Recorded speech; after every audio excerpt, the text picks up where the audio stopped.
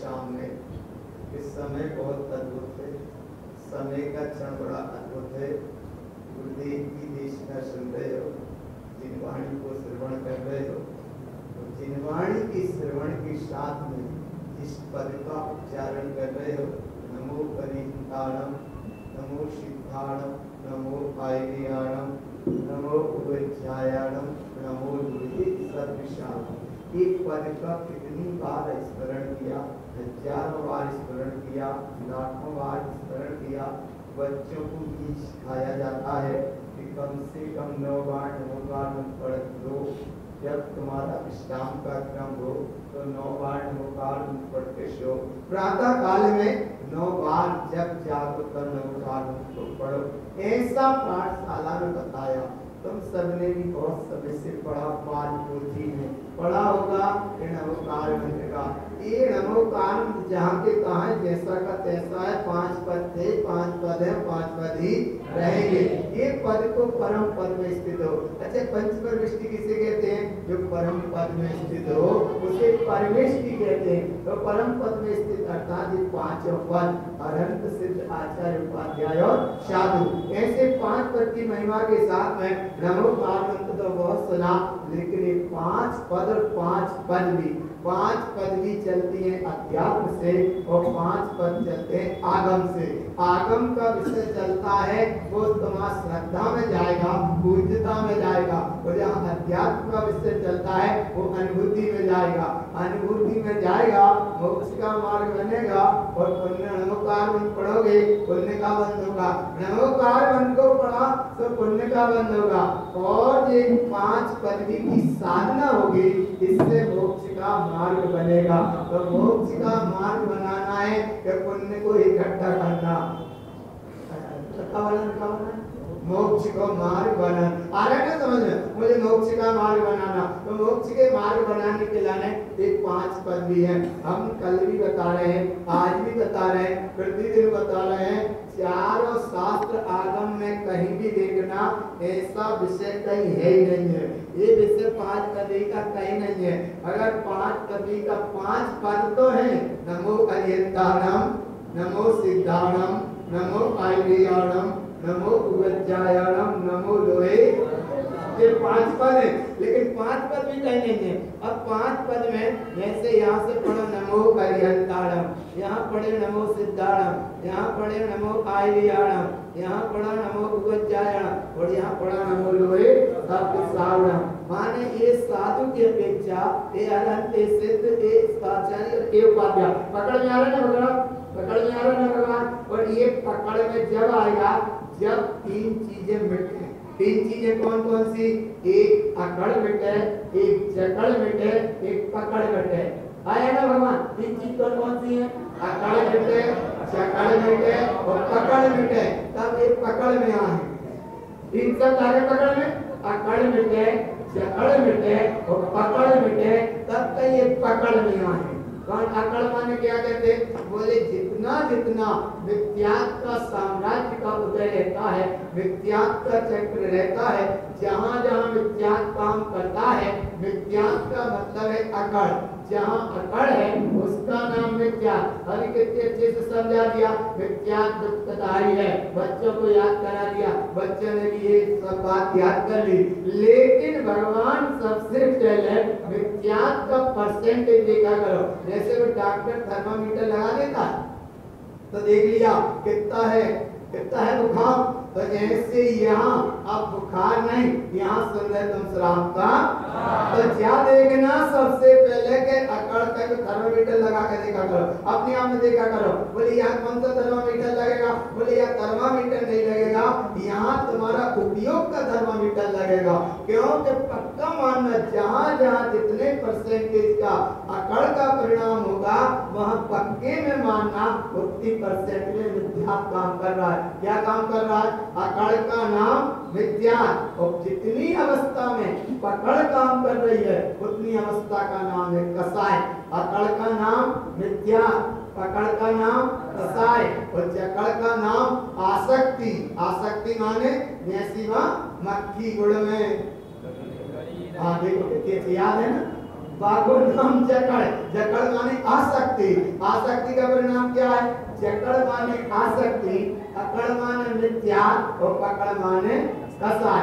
अब जब अकड़ से हटे माने मिथ्या से हटे, पकड़ माने कसाय से बचे और जकड़ माने मोह माया मिथ्या से आसक्ति से बचे, तब एक 5 पदवी पकड़ में आएंगे, 5 पदवी पकड़ में आएंगे। उच्चारण नमोकार मंत्र कहना अलग बात है और ये अंदर से साधना करना 5 पदवी की अलग बात है। नमोकार मंत्र पढ़ोगे पुण्य का बंध होगा और 5 पदवी को पढ़ोगे तो धर्म की प्राप्ति होगी। तो धर्म की प्राप्ति के लाने उनका स्मरण तो करते रहियो, जो परम पद में स्थित हो उसको परमेष्टि कहते हैं। लेकिन 5 परमेष्टि कैसे बनते हैं वो विधि गुरु महाराज ने यहाँ बताई। तो सबसे पहले उपाध्याय पदवी, पहले पदवी कौन सी है? कौन सी पदवी है?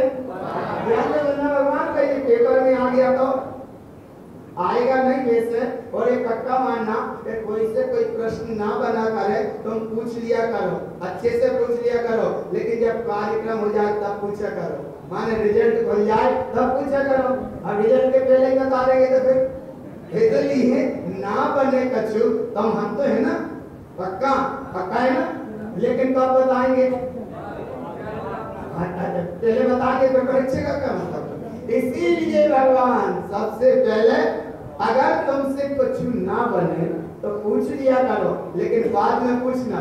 जैसे पेपर देने बैठो ना, पेपर देने में ना बने तो बात बीच में मत पूछना, जब पेपर दे चुको फिर तब तक फेल हो जाएंगे तो पढ़ाई को क्या मतलब है? इसीलिए उपाध्याय पदवी, कौन सी पदवी है? उपाध्याय पदवी। सबसे पहले इस समय बहुत सारा विचार बन रहा था, तो जो उपाध्याय पदवी अरहंत पदवी सबसे पहले कहते हैं। उपाध्याय पदवी क्यों कही? तो इसलिए कही उपाध्याय पदवी चौथे गुणस्थान वर्ती। कितने गुणस्थान वर्ती होता है? चौथे गुणस्थान वर्ती। ये उपाध्याय पदवी माने चौथा गुणस्थान, चौथा गुणस्थान है तो उपाध्याय पद है, और उपाध्याय पद 25 गुणों के धारक होते हैं। कितने गुणों के धारक होते हैं? 25 गुणों। कितने गुणों के धारक होते हैं? 25 गुणों। और 25 गुणों में अर्थात 14 पूर्ण। तो उपाध्याय का मतलब है जितना तुम्हें पठन पाठन कराना है वो उपाध्याय पद में होता है। कौन से पद में होता है? उपाध्याय पद में शिक्षा दी जाती है, उसका नाम उपाध्याय पद है, उसका नाम चौथा गुणस्थान है। और चौथा गुणस्थान माने मति ज्ञान। इसके बाद दर्शनाचार, आज्ञा सम्यक और उत्पन्न रंजो नंद दशा। कौन सी दशा? कौन सी दशा? अरे तो नंद दशा कहाँ है? किसके? स्वयं के हैं। फिर तो क्या उदास होता हूँ, क्या लग रहा हूँ? पैसा दान मान को फिरता हूँ दे ही, अगर तो कुछ नहीं लग रहा, अगर तो कुछ नहीं हो रहा हूँ, फिर कहाँ हो? कहाँ चले गए? इसीलिए भगवान नंद दशा, दुकान पे बैठे चलन लगे सो, खूबे नोट डाल लगे सो, हे आनंद और बने ही समझे ना सो। अरे भगवान माँ मत किसको, यहाँ देखो ना, ये नंद दशा। और ऐसी नंद दशा, इसका नाम है चौथा गुणस्थान। चौथा गुणस्थान, इसका नाम नंद दशा, माने इसका नाम है उपाध्याय पदवी। उपाध्याय पदवी में क्या होता है? बोले जितनी तुम्हें शिक्षा देना है शिक्षा दे, शिक्षा अर्थात जितना पढ़ाना है वो उपाध्याय पद में पढ़ाओ। और आगम की विधि भी यही है, शिक्षा दी जाती है माने उपाध्याय पद के धारी है। जिन्हें शिक्षा का ज्ञान शिक्षण कराया जाता है, शास्त्र का स्वाध्याय कराया जाता है, उसका नाम है उपाध्याय पद। और थोड़े ऊपर उठे ये आचार्य पद है। आचार्य पद श्रुत ज्ञान ज्ञानाचार वेदर्शन में हितकारज और आनंद दशा, ये है आचार्य पद। आचार्य पद माने 5वां गुणस्थान।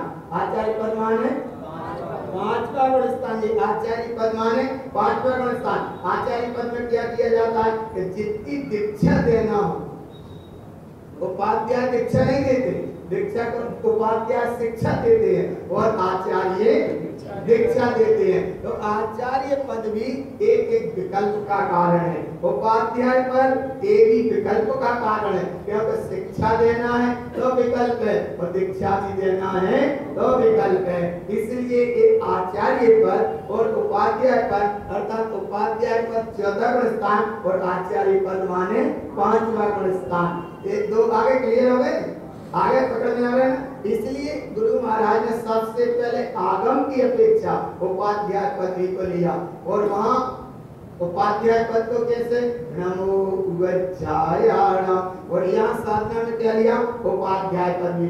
ये चीजें कितने स्वाध्याय करो, सब स्वाध्याय करना, लेकिन एक आगम में 4 अनुयोग में ऐसी व्यवस्था कहीं है ही नहीं। नहीं आई माने नहीं है, नहीं है माने नहीं है। तो इसलिए एक बार पक्का करो, एक शुद्धात्म ऐसी महिमावंत चर्चा हम सुन रहे हैं। उपाध्याय पदवी का स्वरूप समझ रहे हैं, आचार्य पदवी का स्वरूप समझ रहे हैं और थोड़े ऊपर उठे और ऊपर उठे। इसका नाम है साधु पदवी। कौन सी पदवी है? कौन सी पदवी? साधु पदवी। साधु पदवी माने अवधि ज्ञान। देखो यहाँ क्या था मध्य ज्ञान, आगे क्या था सद ज्ञान, आगे क्या है अवधि ज्ञान। तो साधु पद में अवधि ज्ञान, ये साधु पद है, अवधि ज्ञान है, वीर्याचार है, उत्तम सम्यक्त है, सहकार रंज है और चेयनानंद दशा है। अवधि ज्ञान और साधु पद का क्या मतलब है? बोले साधु पद में ही अवधि ज्ञान प्रकट होता है, बड़ी विशेष महिमा है, इसलिए साधु पदवी है। अब उपाध्याय पदवी में और आचार्य पदवी में यहाँ तुम शिक्षा भी दे चुके और दीक्षा भी दे चुके, और जब साधु पदवी में पहुंचे यहाँ ना शिक्षा देना और ना, जिसका नाम श्राद्धाचार है, सावधान अपने में रहना, यही श्राद्धाचार। सावधान अपने में रहना, यही श्राद्धाचार। और नहीं साधु हो जाते हैं। अब जहाँ जैसा हो रहा है कहीं विकल्प मत करना, यहाँ देखो केवल ये साधु पदवी। तो यहाँ बोले साधु हो गए, क्या हो गए? तो जिसकी जैसी कर्मधारा रहती है भैया, किसी का विकल्प ना करके अपने ओर देखो, क्योंकि साधु पदवी जब बीच की पदवी है, 2 पदवी नीचे है और 2 पदवी ऊपर है, जब सेंटर पॉइंट पे है। साधु माने साधु, बस साधु माने साधु। और यहाँ कौन से साधु? देवाले नहीं, पेट वाले, लपेट वाले, चपेट वाले। कौन से साधु? ठेठ वाले। कौन से साधु? ठेठ वाले, ऐंठ वाले भी नहीं। आया ना? पेट के नहीं, लपेट के नहीं, चपेट के नहीं, ऐंठ के नहीं, ठेठ वाले। कौन से? ठेठ वाले। जैसे दारण स्वामी, या जैसे आचार्य उमा स्वामी, या जैसे आचार्य कुंद कुंद, या आचार्य नेमिचंद महाराज, या आचार्य दर्शन आचार्य महाराज, या आचार्य तुम्हारे से आचार्य नेमिचंद महाराज, वो भी साधु, या भूतबली या पुष्पदल, ऐसे ठेठ के साधु, यशोधर मुनिराज, कैसे ठेठ के साधु, गुरु महाराज कारण स्वामी, ऐसे ठेठ के साधु। आया ना भाव पकड़ में? कौन से साधु? साधु। अब जिस साधु पदवी में क्या होता है?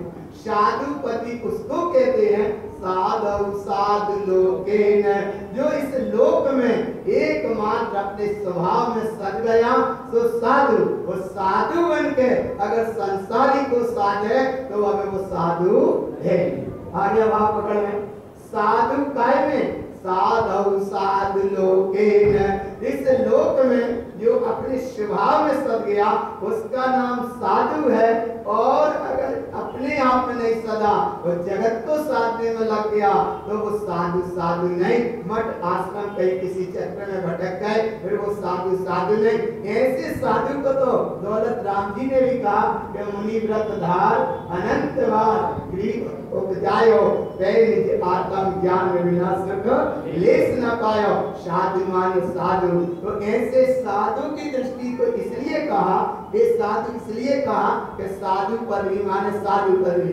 अब 3 कम 9 कड़ो गीत रागी भावलिंगी निर्गत साधु। कितने साधु? 3 कम, कितने लगा? 3 कम 9 करोड़ वीतरागी भावलिंगी निर्गत साधु विचरण कर रहे हैं, उसका नाम साधु पदवी है। और वो साधु श्रेणी का आरोहण करके और केवल ज्ञान प्राप्त कर निर्वाण दशा को प्राप्त कर रहे हैं, उन साधु की बात है। आज की साधुता की बात नहीं है कि भगवान कहाँ क्या हो रहा है, इसलिए कहीं तुम देखो ही मत, देखो केवल देखो हाँ, नहीं तो भगवान गड़बड़ हो जाए। कहाँ चला गया तो हम दोनों तरफ से बता दिया। आज की दशा या क्या है, कैसी है, इसकी कर्मधारा कैसी है, तुम उसे मत देखो। एक दिन साधुओं को देखो जो 3 कम 9 करोड़ वीतरागी भावलिंगी साधु मोक्ष मार्ग को साध रहे हैं, अपने स्वभाव को साध रहे हैं, चलते फिरते वे सिद्ध के समान है। और एक ये साधु है जो चलते फिरते पृथ्वी पे भार के समान है। क्यों भार के समान है? कि वे अपने आप को नहीं साध पाए, अपने आप में नहीं साध पाए और जगत को साधने में लग गए। और साधने में लगे, इसका नाम संसार का चक्र है। और जहाँ साधु पदवी में होता श्रेणी का आरोहण, आ रहा है ना भगवान, साधु पदवी में श्रेणी का आरोहण होता है ना, उपाध्याय पदवी में, आचार्य पदवी में यहाँ श्रेणी का आरोहण नहीं होता। साधु पदवी में जब सत्योग स्वरूप में डूबता है, इसका नाम श्रेणी का आरोहण। और जब साधु पदवी अपने आप में स्वरूप में डूबते हैं और स्वरूप में जब साधु डूबे तो जब श्रेणी का आरोहण हुआ और सीधा 12वें गुण स्थान को भी पार किया और 13वें गुण स्थान में पहुंचे, उसका नाम है अरहंत। बोलो अरहंत भगवान की जय। तो मेरा घड़ी याद दिख रही है या पर्ची दिख रही कि नहीं दिख रही? नहीं दिख रही? कहाँ दिखी कि नहीं दिखी? अरे दिखा कि नहीं दिखा? अरे भगवान, अबे क्या नहीं दिख रही? इसीलिए भगवान बड़ा कठिन काम है, साधना कठिन है, साधना कठिन है, सामने समस्या, इस बीच से निकल चलो, यही है परीक्षा। पक्की है कि नहीं? है कि नहीं? पक्का है कि नहीं? तो अब का लेना साधु से क्या होगा? डायरेक्ट क्या होगा? तो बोलो हरे भगवान की जय। आप जोर से नहीं बोल रहे, माने हमें भी कहीं न कहीं उलझिए सरदार। ज्ञानानंद महाराज कहते कहीं न कहीं सरदार उलझिए, चाहे वो कहीं ना कहीं कैसे उलझी है, या अहंकार में उलझी है, या ममकार में उलझी है, या मिथ्यात्व में उलझी है, या कर्म में उलझी है, या कसाय में उलझी है, या अकड़ में उलझी है, या पकड़ में उलझी है, या जकड़ में उलझी है, इसलिए कहीं ना कहीं उलझी तो नहीं है, तो सब सुलझी है ना। तो जैसे ही सुलझी तो साधु दशा अपने आप में स्वरूप में डूबे, श्रेणी का आरोहण किया, 12वें गुण स्थान को भी पार किया और 13वें गुण स्थान में पहुंचे। ऐसे वो साधु अरहंत दशा को उपलब्ध हो गए। इसका नाम है अरहंत पदवी। कौन सी पदवी? आगे में इसका नाम अरहंत पदवी। मना प्रयज्ञान, तपाचार, चारिक सम्यक, निविज्ञान रंग और सहजानंद दशा, ये है अरहंत पदवी। और जब तक 4 घातिया कर्म शेष, 4 घातिया 6 है ना, यहाँ 4 घातिया कर्म 6 है और यहाँ पहुंचे तो जब 4 घातिया कर्म और 6 हो जाते हैं तो वे अरहंत भगवान डायरेक्ट कौन हो जाते हैं? सिद्ध भगवान। कौन हो गए? सिद्ध भगवान। इतना सा तो साधना का मार्ग है। ये है उपाध्याय पदवी 4था गुण स्थान, आचार्य पदवी 5वां गुण स्थान, साधु पदवी 6वां 7वां गुण स्थान, 8वें गुण स्थान से श्रेणी का आरोहण किया। तो जब 12वें को पार किया, 13वें गुण स्थान में पहुंचे सो अरहंत पदवी और गुण स्थान अतीत हो गए सो सिद्ध पदवी। बोलो सिद्ध भगवान की जय। कितनी जल्दी हो गए? कितनी जल्दी हो गए? जाको नाम साधना पद्धति है।